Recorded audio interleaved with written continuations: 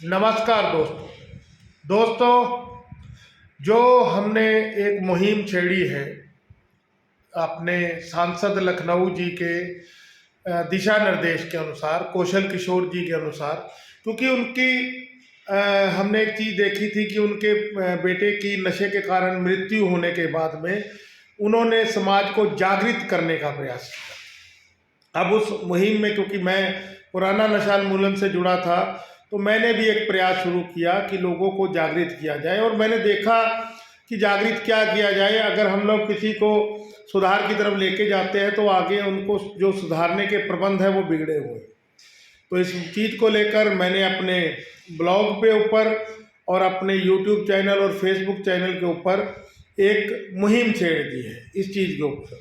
अब मैं क्या देख रहा हूँ दोस्तों, मैं देख रहा हूँ कि मेरे को कुछ रिस्पांस मिलना शुरू हुआ ब्लॉग के माध्यम से, यूट्यूब के माध्यम से, फेसबुक के माध्यम से, लेकिन कई व्यक्ति मेरे ही नाम का इस्तेमाल करके, जैसे मेरे को दिखा के कि ये तो हमारे साथ जुड़े हैं, हम सही हैं, जिस सही नशा मुक्ति केंद्र का ये जिक्र कर रहे हैं वो हम लोग हैं। ऐसा नहीं है दोस्तों।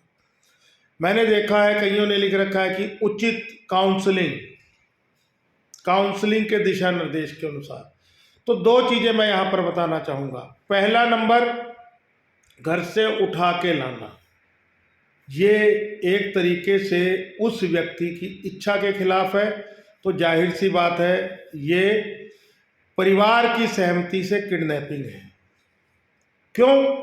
क्योंकि हो सकता है कि उस व्यक्ति का कोई प्रॉपर्टी जायदाद का कोई विवाद हो सकता है परिवार उससे कोई इलीगल बात मनवाना चाह रहा हो, ठीक है।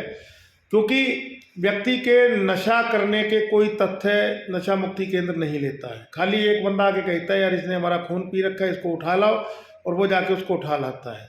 जबकि भारत की गाइडलाइन के अनुसार, हमारे देश की गाइडलाइन के अनुसार एडिक्ट की सहमति बहुत ज़रूरी होती है। और इस चीज़ के ऊपर कई मुकदमे Punjab, Haryana high court, supreme court में हो चुके हैं। तो उसके बाद में आप उसको सेंटर में लेके आते हैं, ठीक है। आधी अधूरी फाइलें भरते हैं क्योंकि काउंसलर नहीं है आपके पास, डॉक्टर नहीं है आपके पास प्रोजेक्ट डायरेक्टर नहीं है। जो मैंने अपने ब्लॉग में जिन जिन ओहदों का जिक्र किया है वो चीज़ें नहीं हैं। मात्र ताला खोलने और बंद करने के लिए 2 या 3 व्यक्ति हैं, 4 व्यक्ति हैं। 4 व्यक्ति इसलिए कि अंदर वाले एकदम से उत्तेजित ना हो जाए। तो घटना जो है बिल्कुल स्थिरता के ऊपर है और प्रशासन ने आंखें मूंद रखी है। वीडियो लंबा ना हो जाए इसलिए हर चीज़ को बड़ा ही तेज़ी से बता रहा हूँ, क्योंकि मैं आपको कंटिन्यू कह रहा हूँ कि अगर आपको नशा मुक्ति केंद्र की गहराइयों को समझना है तो हमारे ब्लॉग पे जाइए, ssnews.in। इस ब्लॉग के ऊपर आपको आर्टिकल मिलेंगे और भी हम आर्टिकल अपडेट करेंगे। उस ब्लॉग पे जाइए। हमारे यूट्यूब चैनल से तो सिर्फ आपको एक जानकारी हम लोग दे रहे हैं कि कैसे एक व्यक्ति को बंधन में करके जबरन, जबकि जो है नशे के ऊपर जिन्होंने रिसर्च की है कि जबरन आप किसी का नशा नहीं छुड़वा सकते हैं, ये उसके मानवाधिकारों का भी हनन है और उस एक तरीके से अपराध है। फिर उसके बाद में आप जो पैसा ले रहे हो वो पैसा आप लेते हो और उसमें उनको थोड़ा बहुत देके खुद आपकी जेब में डाल रहे हो, ये भी एक अपराध है। 420 है, ये कागजों की हेरा फेरी आप करते हो।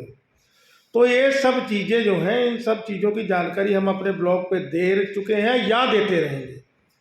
और हमारे जो सांसद जी, चाहे किन्हीं कारणों से उन्होंने नशा उन्मूलन के ऊपर प्रयास शुरू किया है, हम उस प्रयास में तहे दिल से उनके साथ में हैं। हालांकि उनकी टीम में भी 1-2 व्यक्ति हैं जो मतलब कि लालची टाइप के हैं।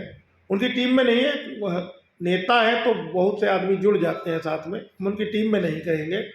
लेकिन नेता के अगर कोई जाके थोड़ी मिन्नत गुहार करेगा तो हर व्यक्ति इस पार, उनके ऊपर भी हम पूरा कच्चा चिट्ठा लेकर आएंगे। इसलिए बेनती है कि पूरे सत्यता से ना देखिए और शेयर करिए, कमेंट करिए। और ये जो कह रहे हैं काउंसलिंग की सुविधा, घर से ले जाने की सुविधा, ठीक है, काउंसलिंग की सुविधा है तो पूछिए आपकी काउंसलर की योग्यता क्या है, उससे बातचीत करिए, उनकी फाइलों से पता लग जाएगा कि वो अगर काउंसलिंग की सुविधा है तो एक रिपोर्ट लगानी होती है फाइल के अंदर, रजिस्टर लगाने होते हैं कि हमने इस व्यक्ति को ये मतलब कि इसकी कवरेज की, उसकी एक रिपोर्ट लगती है ना, ये हमने किया, ऐसा ऐसा हुआ, ये होना है, ये इसमें कमी है, ये इसमें खूबी है, मतलब कि एक रिपोर्ट काउंसलर तैयार करता है। उसकी देख रेख में व्यक्तित्व के बदलाव को सुधार कहते हैं, रिकवरी कहते हैं। ठीक है, तो ये चीज़ें हम आपके सामने ला रहे हैं। हम बड़ा ही मतलब कि हमको हंसी भी आती है और दुख भी होता है। ये प्रोफेशन की शुरुआत लखीमपुर ज़िले के अंदर सबसे पहले मैंने की थी। यहाँ तक मैं कर सका मैंने की थी। जब मेरे को लगा कि मैं अकेला पड़ गया हूँ तो मैंने अपने विचारों को मीडिया के माध्यम से निकालना शुरू कर दिया, क्योंकि ज़रूरी नहीं है कि आप जैसे हो वैसे ही लोग आपको मिले। लेकिन अब हम क्या बताएं कि ये तो बिल्कुल एक तरीके से पैसा कमाने का जरिया हो गया है। चलिए यहीं पर हम अपनी बात को ख़त्म करते हैं। अगर मेरी बात आपको पसंद आए तो वीडियो को लाइक करिए, शेयर करिए। जय हिंद दोस्तों, जय जवान जय किसान, धन्यवाद।